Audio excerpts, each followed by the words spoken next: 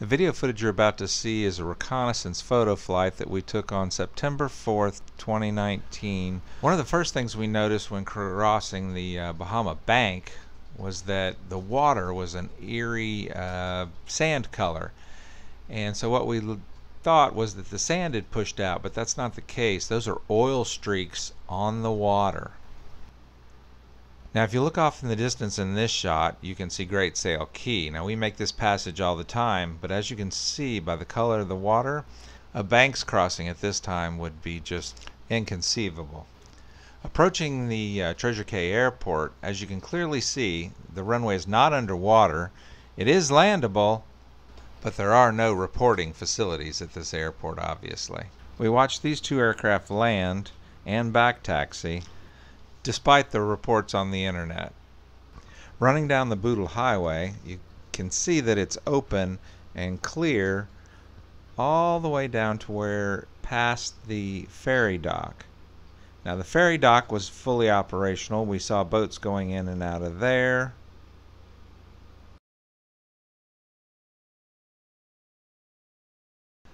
But as we approached Treasure Cay, we could see where the roads were still underwater.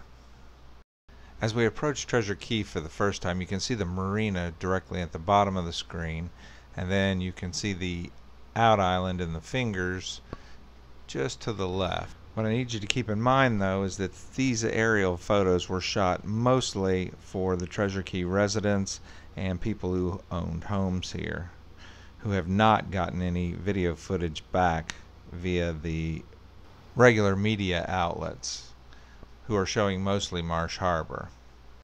Please excuse the shakiness of the camera. We were dealing with 30-knot winds and gusting to 45 and quite a bit of turbulence. First pass over the marina, we can see firsthand the devastation. The boats sunk in their slips, the cats flipped over, and the Tipsy Seagull missing.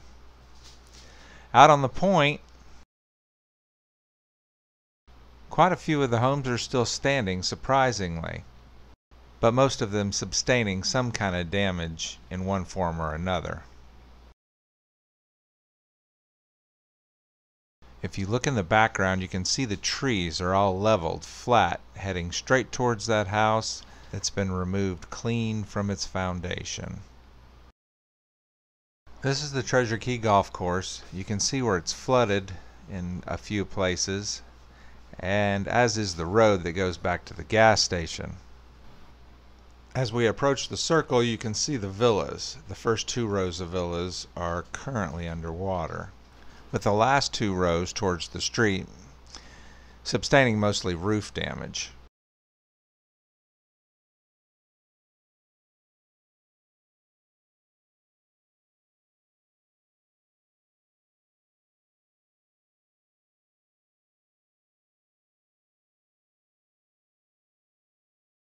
As we head straight for the marina, we look off to our right and see quite a few of the Bahama Beach Club second floor units are missing their roofs entirety.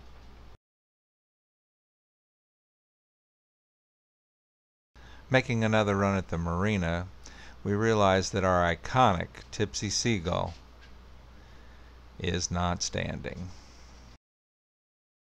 As we leave Treasure Cay, we realize that the devastation and destruction that is Hurricane Dorian has left a permanent scar on Treasure.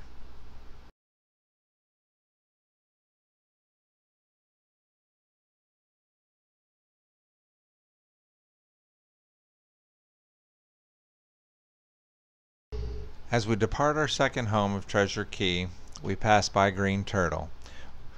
This is where you've seen most of the footage of the flooding on the bay there, right next to Miss Emily's Bluebee Bar. Approaching White Sound, we could clearly see that the big house on top of the hill has met its end. But the Bluff House looks fairly intact.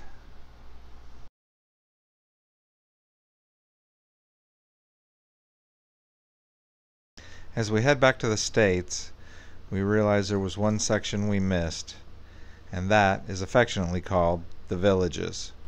Built by hand by the transplanted, now locals, of Treasure Key. What you're about to see is very disturbing. This village has been completely destroyed. There's not an inhabitable structure still standing. But we pray to God that everyone survived and is okay.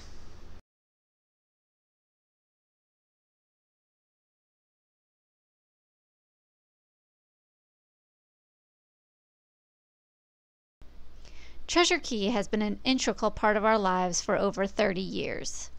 As I know many of you watching are in the same predicament of hopelessly watching the news, not knowing how your second home is. We hope this aerial footage helps, and if there's a specific piece of footage we can slow down and send to you, we will gladly do so. Many people have reached out to us personally, knowing our connection with Treasure, asking how to help. And as of today, thanks to the generous people who share our passion for the Abacos, we have 10 pallets of supplies staged, ready to be transported. We encourage each and every one of you to donate to the relief efforts in any way you can. We have had some people ask how they should donate financially to the restoration of Treasure Key. So we have started a GoFundMe page where 100% of the proceeds will be distributed to the locals for the rebuilding of Treasure Key. Please see the link in the description below for how you can help with that.